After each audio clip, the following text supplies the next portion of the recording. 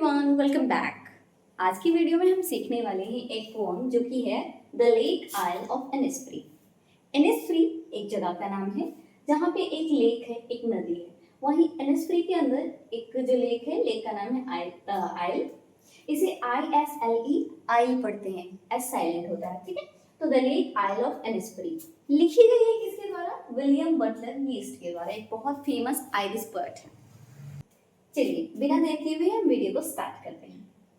First stanza है pome का, आई will arise and go now, मैं भी उठूंगा और चला जाऊंगा। एंड गो टू द एनिस्फ्री, और कहाँ जाऊंगा? एनिस्फ्री।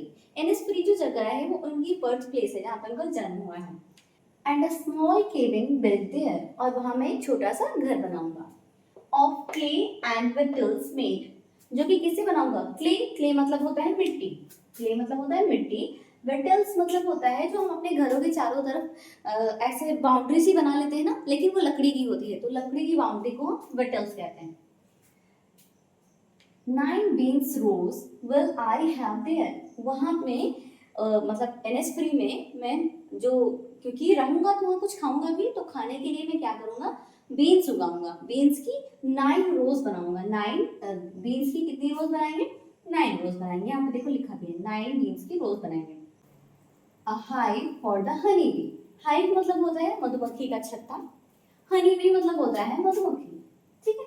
तो हनी बी के लिए वहां पे मैं क्या करूंगा? अपने लिए छोटा सा केबिन बनाऊंगा, अपने लिए मैं 9 बीन्स उगाऊंगा, और मेरे साथ वहां पे मधुमक्खियां रहेंगी, तो मधुमक्खियों के लिए मैं एक छत्ता लगाऊंगा वहां पे। And live alone in the bee loud glade, और अकेले रहूंगा। बी लाउड क्या होता है? मधुमक्खियों की जो आवाज होती है ना, बजिंग साउंड जिसको हम इंग्लिश में बोलते हैं, तो मधुमक्खियों की आवाज को हम बी लाउड बोल रहे हैं। और ग्लेड मतलब होता है एक ग्रासी, ओपन ग्रासी एरिया, ठीक है, खुला हुआ घास का मैदान जो होता है उसको हम ग्लेड बोलते हैं। तो देखो इस पूरे फर्स्ट स्टैंजा में वर्ड कह रहे हैं कि मैं उठूंगा, I will arise and go now, मैं अभी उठूंगा और चला जाऊंगा। And go to the Innisfree, कहाँ जाऊंगा? एनिस्फ्री चला जाऊंगा। And a small cabin build there, और वहां जाके मैं छोटा सा केबिन बनाऊंगा, छोटा सा घर बनाऊंगा। Of clay and wattles made, जो कि किससे बना होगा? मिट्टी से बना होगा, और उसके चारों तरफ लकड़ी की बाउंड्री होगी। 9 beans rows will I have there, वहां पे मैं बीन्स की 9 रोज उगाऊंगा। A hive for the honey bee, और मधुमक्खियों के लिए एक छत्ता भी लगाऊंगा। And live alone in the bee loud glade, और अकेले रहूंगा। कहाँ? मधुमक्खियों की आवाज से भरे हुए घास के मैदान में मैं अकेले बैठ के उनकी आवाज सुनूंगा। तो ये हो गया हमारा फर्स्ट स्टैंजा। नेक्स्ट जो कि सेकंड स्टैंजा है उसमें है, and I shall have some peace there, और वहां मुझे कुछ शांति मिलेगी, थोड़ी शांति मिलेगी मुझे वहां। For peace comes dropping slow, और वो जो पीस है वो धीरे धीरे ऊपर से नीचे की तरफ गिर रही होगी। Dropping from the veils of the morning, वो कहाँ से गिर रही होगी? मॉर्निंग का जो सुबह सुबह का घूंघट होता है, यानी कि कहा जा रहा है कि ओस की जो बूंदें हैं, ओस की बूंदों को बताया जा रहा है कि ओस की बूंदें जो सुबह सुबह गिरती हैं, वैसे ही पीस जो है टपके ऊपर से। कहा जा रहा है कि जो मॉर्निंग में ओस की बूंदें नीचे गिरती हैं, वैसे ही जो पीस है वो भी जो मॉर्निंग का जो वेल है, मॉर्निंग का जो घूंघट है, उससे नीचे ड्रॉप ड्रॉप करके आएगी। वेयर द क्रिकेट सिंग, वहां पे जो क्रिकेट है, क्रिकेट मतलब होता है झींगुर, एक तरह का इंसेक्ट होता है, तो वहां पे जो क्रिकेट है वो सिंग करेंगे। मतलब बर्ड अकेले रहना चाहते हैं, इनके साथ हनी बीज रहेंगी और क्रिकेट की सॉन्ग ये सुनना चाहते हैं। There midnight's all a glimmer, जहाँ पे मिड नाइट में चारों तरफ चमक रही होंगी चीजें, ग्लिमर मतलब होता है चमकना। And noon a purple glow, और आफ्टरनून का जो टाइम है, नून होता है दोपहर के 12 बजे का टाइम, नून में स्काई जो है पर्पल कलर का होगा, चारों तरफ ग्लो हो रहा होगा, चमक रहा होगा। And evening full of linnets wing, evening जो होगी, लिनेट्स एक तरह का बर्ड होता है जिसके पंख सफेद सफेद होते हैं, ठीक है। तो कहा जा रहा है कि जो इवनिंग होगी वो लिनेट्स के विंग्स से भरी हुई होगी। इस तरह से दूसरा स्टैंजा होता है। दूसरे स्टैंजा में पोएट कह रहे हैं कि मैं जो है मुझे चाहिए थोड़ी peace, I shall have some peace there, वहां पे मतलब एनिस्फ्री जाऊंगा तो वहां मुझे थोड़ी पीस मिलेगी। For peace comes dropping slow, वो जो पीस है वो धीरे धीरे नीचे आएगी। Dropping from the veils of the morning, सुबह की जो ओस है वहां से वो धीरे धीरे जो पीस है वो टपक रही होगी। वेयर द क्रिकेट सिंग्स, जहाँ पे जो झींगुर है वो गाना गा रहे होंगे। There midnight's all a glimmer, वहां पे जो रात होगी वो बिल्कुल चमकीली होगी, and noon a purple glow, और दोपहर में पूरे स्काई में पर्पल कलर का ग्लो हो रहा होगा।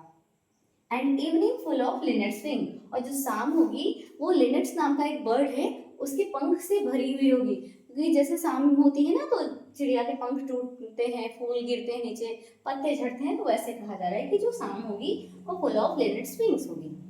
अब हमारा जो थर्ड स्टैंड है उसमें कहा जा रहा है आई will arise and go now, मैं उठूंगा और चला जाऊंगा, for always night and day, हमेशा रात और दिन के लिए, मतलब उठूंगा और चला जाऊंगा फिर वहीं रहूंगा हमेशा के लिए। I hear lake water lapping, lake water होता है झील का पानी, आई हियर मैं सुनूंगा, लेक वाटर मतलब झील के पानी को, लैपिंग मतलब होता है स्प्लैशिंग साउंड ऑफ वाटर, जैसे पानी को आप तेज से किसी जगह पे फेंकते हो तो छपाक से एक आवाज आती है, उसे ही हम लैपिंग कहते हैं।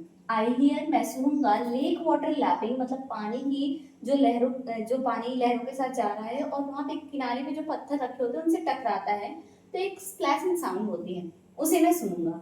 With low sound by the shore, बहुत धीमी आवाज में वो होता है, किनारों पे बैठ के मैं वो सुनूंगा। शोर मतलब होता है नदी या झील का किनारा। While I stand on the roadway, जब भी मैं स्टैंड होता हूँ, अभी तक यहाँ पे देखो फ्यूचर की बात हो रही है, मैं ये करूंगा मैं वो करूंगा, अब यहाँ कह रहा है मैं प्रेजेंट की बात कर रहा है। While I stand on the roadway, जब भी मैं रोडवे पे खड़ा होता हूँ, because poet is living at the city right now, तो पोएट कह रहा है कि जब भी मैं रोडवे पे खड़ा होता हूँ मतलब रोड साइड पे खड़ा होता हूँ, on the pavement grey, pavement grey होता है लाइफलेस लाइफ ऑफ सिटी, मतलब शहर का जो लाइफलेस लाइफ है ना, मतलब जीवन एकदम बेकार सा जीवन है, भाग दौड़ भरा जीवन है, उसमें कह रहे हैं कि जब भी शहर के भाग दौड़ भरे जीवन में मैं रोड की साइड खड़ा होता हूँ ना, तो मेरे दिल के अंदर जो आवाज आती है, I hear it on the deep hearts core, मैं दिल की गहराइयों से ये वाली आवाज सुनता हूँ, लैप वाटर लैपिंग की। तो कब इस पोम को मैं इस स्टैंजा को बता दूं, I will arrive and go now, मैं उठूंगा और चला जाऊंगा, for always night and day, हमेशा रात और दिन के लिए। I hear lake water lapping, मैं सुनूंगा नदी का जो पानी लहरों के साथ जाके किनारे से टकराता है उसे सुनूंगा, with low sound by the shore, नदी के किनारे पे बैठ के जो धीमी धीमी आवाज आती है पानी की, नदी के पानी की, उसको मैं सुनूंगा। While I stand on the roadway, जब भी मैं खड़ा होता हूँ roadway, on the payment grey, जब भी मैं While I stand on the roadway or on the pavement gray, जब भी मैं शहर में रोड साइड पे खड़ा होता हूँ, रोड के किनारे खड़ा होता हूँ, I hear it, मैं इसे सुनता हूँ, इन द डीप हार्ट्स को, दिल की गहराइयों से मैं ये आवाज सुनता हूँ, लेक वाटर लैपिंग। कुल मिला के पोम इस तरह से होती है कि जो हमारे पोएट हैं W.B. यीस्ट, वो एक शहर में रह रहे होते हैं और वहाँ पे वो शहर की लाइफ से, भागदौड़ भरी जिंदगी से बिल्कुल परेशान हो जाते हैं, तो वो डिसाइड करते हैं, मतलब ड्यूरिंग नाइट वो सोचते हैं कि मैं उठूंगा और चला जाऊंगा इनेस्फ्री, इनेस्फ्री उनकी बर्थ प्लेस है जहाँ पे एक लेक बह रही है जिसका नाम है आइल, तो ऐसा ही टाइटल है, द लेक आइल ऑफ इनेस्फ्री। तो पोएट कहते हैं मैं अभी उठूंगा और चला जाऊंगा इनेस्फ्री, वहां जाके मैं एक छोटा सा स्मॉल केबिन बनाऊंगा जो कि मिट्टी से बना होगा, और उस केबिन यानी उस घर के चारों तरफ मैं लकड़ी की बाउंड्री बनाऊंगा, वहां पे मैं बीन्स उगाऊंगा, 9 रोज में बीन्स उगाऊंगा, और साथ ही मधुमक्खियों के लिए छत्ता भी बनाऊंगा, और वहां पे मैं आराम से अकेले रहूंगा, किसके साथ, मधुमक्खियों के उस जो बजिंग साउंड होती है उसके साथ रहूंगा। फिर अगली लाइन में पोएट कहते हैं कि मैं जो है वहां पे क्या करूंगा, इनेस्फ्री में वहां पे मैं नदी के किनारे बैठूंगा, चिड़ियों की आवाज सुनूंगा, मतलब पोएट कुल मिला के यहाँ ये कहना चाहते हैं कि वो नेचर लवर हैं। पोएट कह रहे हैं कि मैं वहाँ पे नदी के किनारे बैठूंगा, जो गार्डन है वो फुल ऑफ लिनेट्स विंग्स होगा, मतलब लिनेट एक बर्ड होता है उसके पंख से भरा होगा, और वहाँ पे क्रिकेट का सॉन्ग होगा, क्रिकेट जो है एक झींगुर होता है एक तरह का इंसेक्ट, उसका साउंड होगा, वहाँ उसकी सिंगिंग को मैं सुनूंगा।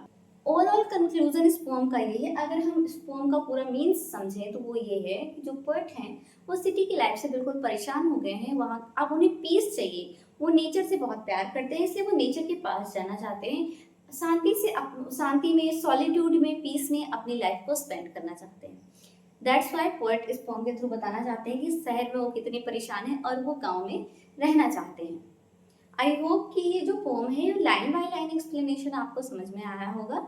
वीडियो अच्छे लगे तो प्लीज़ वीडियो को लाइक ज़रूर करिएगा। चैनल पे पहली बार विजिट कर रहे हैं तो चैनल को सब्सक्राइब ज़रूर करिएगा। हाँ, इसका सेकंड पार्ट मैं अगले वीडियो में लाऊंगी जहाँ पे हम इसकी समरी करेंगे, then question answer, then we move to the next chapter. Thank you.